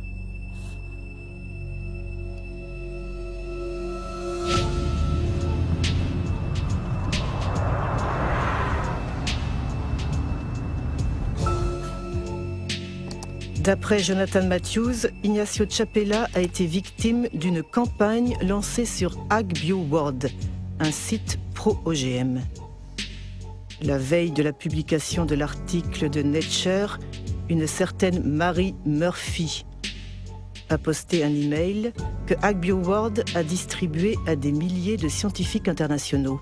Elle écrit: les activistes vont certainement faire courir le bruit que le maïs mexicain a été contaminé par des gènes de maïs OGM. Dès le lendemain, une certaine Andura Schmetacek poste un deuxième email. D'abord un activiste avant d'être un scientifique. C'est vraiment une campagne de diffamation. Les 2 premiers jours, on a d'abord Murphy et Smitacek qui entrent en scène. Et puis, il y a d'autres scientifiques qui réagissent en disant « Nous devons faire campagne contre cela. Nous devons inonder Nature d'emails en disant que cette étude n'est pas sérieuse. » J'ai passé beaucoup de temps à chercher qui étaient Smitacek et Murphy. En ce qui concerne Smitacek, si on regarde les informations techniques en bas de ces emails, on voit « reçu de » avec l'adresse du site expéditeur.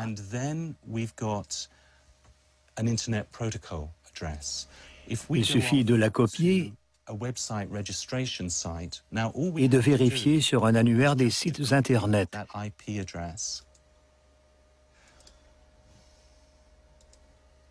Et on trouve que le propriétaire, c'est la compagnie Monsanto de Saint-Louis. Quant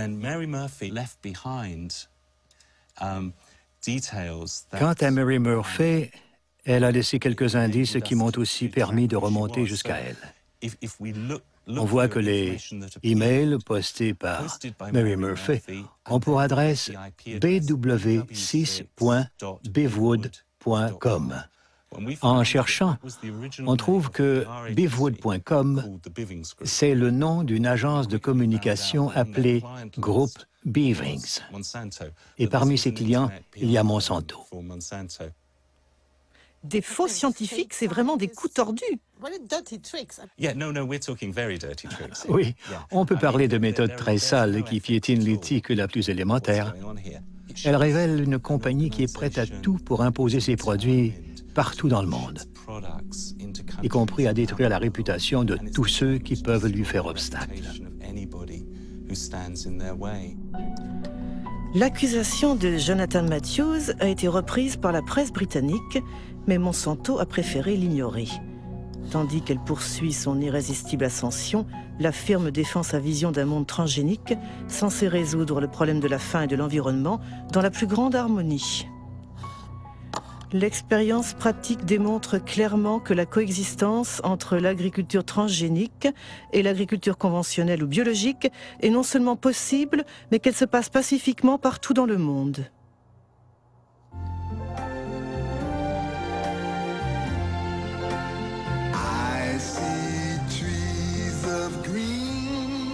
Imagine mundo que preserve a natureza, o ar, os rios, onde a gente possa produzir mais com menos agrotóxicos, sem desmatar as florestas. Você pensa num mundo com transgênicos.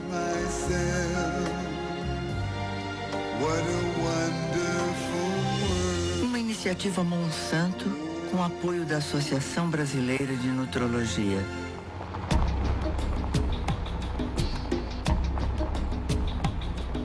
Le monde transgénique. Il est déjà en marche en Amérique du Sud, où 40 millions d'hectares de soja Roundup Ready ont été semés en 2007. La conquête a débuté en Argentine 10 ans plus tôt, le seul pays à avoir autorisé officiellement les cultures transgéniques.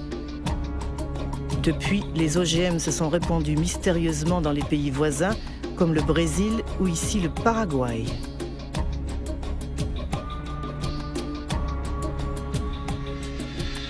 En 2005, le gouvernement paraguayen a finalement légalisé les cultures clandestines pour sauver ses exportations de soja, notamment vers l'Europe, où l'étiquetage des produits OGM est obligatoire.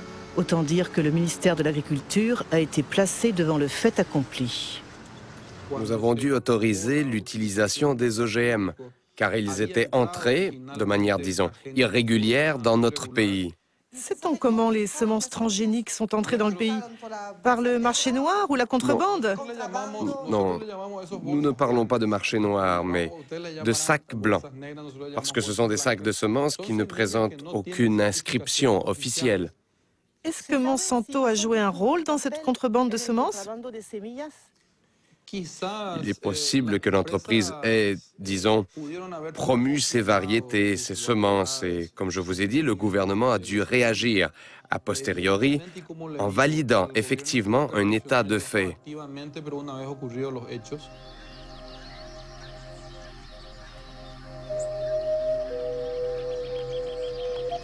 Quelle qu'en soit l'origine, la contrebande fut une bonne affaire pour Monsanto. Dès que les cultures furent légalisées, la compagnie a obtenu que les producteurs payent des royalties sur chaque tonne de soja produite, comme au Brésil.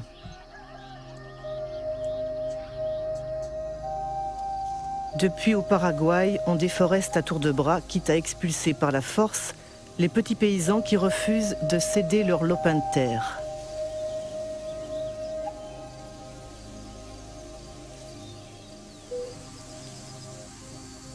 Jorge Galeano dirige une organisation paysanne qui se bat contre la progression de ce qu'il appelle le désert vert. Nous avons ici un exemple de ce qu'est une culture de soja transgénique.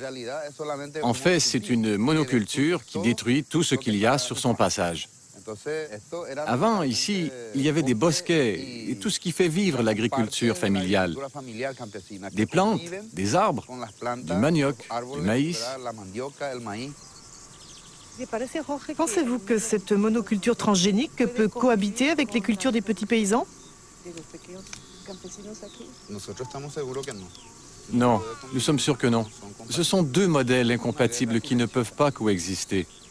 C'est une guerre silencieuse qui élimine des communautés et des familles paysannes et détruit la biodiversité de la campagne. Elle apporte la mort, la pauvreté, des maladies et anéantit toutes les ressources naturelles qui nous font vivre. Aujourd'hui, partout dans le pays, on arrose de Roundup, par avion ou avec des épandeurs conduits par des ouvriers agricoles sans aucune protection. Et on arrose jusqu'aux portes des maisons ou près des cultures vivrières des petits paysans. Chaque année, des récoltes sont détruites et des milliers de personnes contaminées.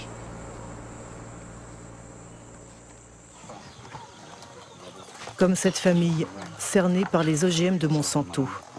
Les parents sont inquiets pour leur fils Pedro, qui chaque jour doit traverser les champs de soja pour aller vendre des galettes de maïs fabriquées par sa mère.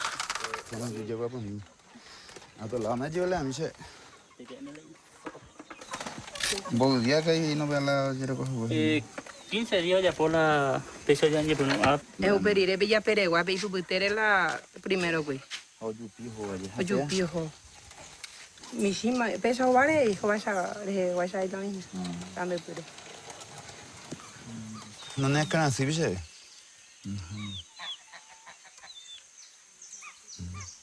Come bien. Te dia hoy ndo se vete mi umia ya poina jugo hamba ende una. Misa sa ibe le karube. Qua, qua. Qua karube sí. O karube eso y coina. Pero algunas veces hay cuál le karube y más nada. Así es, vivimos. Tomamos el agua, intoxicado, muriendo de nosotros 60 patos con ganso. Ahí viene y enseguida cae y muere. Porque allá se pasaba, se mata todo. Ahí en la altura. Y cuando llueve viene el agua y el pato vive por el agua. Y por eso.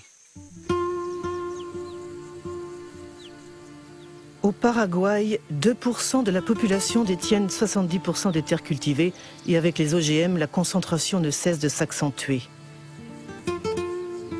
Les 3/4 des producteurs de soja sont des étrangers qui placent leur argent dans le nouvel or vert. Avec la crise de la vache folle et l'interdiction des farines animales et plus récemment l'engouement pour les biocarburants, les cours du soja se sont envolés, provoquant une ruée sur les cultures Roundup Ready. D'après le dernier recensement paraguayen, 100 000 personnes quittent chaque année la campagne pour s'installer dans les bidonvilles des grands centres urbains. La majorité a fui le soja transgénique de Monsanto, destiné à nourrir les poules, les vaches et les cochons d'Europe. Ñaña, imítala sobre el modelo de producción de la soja transgénica promovido por Monsanto. Pea Orecoja, tiene empresa multinacional, tu cheiteía, un vapor en todo el mundo. Y el objetivo es el control del alimento, allá la producción de alimentos en el mundo. Y cómo a través de la implementación de una agricultura sin agricultor, de soberanía alimentaria que o representar ñandeña mandaña de yeje. Ya producían de ya uana, naña depende y otro de ya carujanwa. Tenemos que luchar por nuestra soberanía, tenemos que luchar por nuestra tierra, tenemos que defender nuestra comunidad, tenemos que defender nuestra familia y tenemos que defender nuestro país. Si la gente que la ciudad de Pan y la ciudad no así. Peñemos a Taigo a ver. Porque la ciudad de yo voy a ir la guaja y bien de niño tu miña en ella usted oye la ciudad no yo le usted donde plata de uy y je quand basura. Et j'ajoute que le combat de ces familles pour leur survie nous concerne tous. En 2007, Monsanto employait 18 000 salariés dans une 50aine de pays. Tandis qu'à la bourse, le cours de ses actions ne cessait de grimper, ses bénéfices ont atteint $1 milliard. Parmi ses actionnaires, on compte des fonds de pension, des banques, mais aussi des centaines de milliers de petits porteurs.